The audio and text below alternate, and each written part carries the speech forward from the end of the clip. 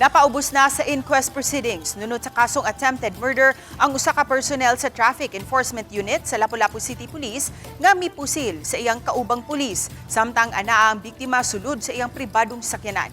Gipaabot na lang ang resolution sa city prosecutor sa naasoyng information nga gidusog. Ang biktima sa iyang bahin girilibuhan na usab ug gibutang na sa Regional Police Holding and Accounting Section samtang nagpadayon ang investigasyon. Parehong gikuhaan sa ilang mga issued firearms ang duha ka mga TEU personnel ug napaubos na usab silang duha sa paraffin test ug drug test. Hinuon gipaabot pa ang resulta niini. Samtang girilibuhan na usab sa katungdanan ang Deputy Chief sa Traffic Enforcement Unit aron masiguro ang patas nga investigasyon sa hitabo. Ang Deputy Chief maoy OIC karon sa TEU kay naka-on leave pa ang hepe sa TEU. Sa social media page sa Lapu-Lapu City Police, ginganlan ang duha ka mga pulis nga nalambigit ug gipasaligan ng publiko nga pabiling ipatigbabaw sa Lapu-Lapu City Police ang disiplina, accountability ug rule of law sa ilang hanay. Our City Director, Forester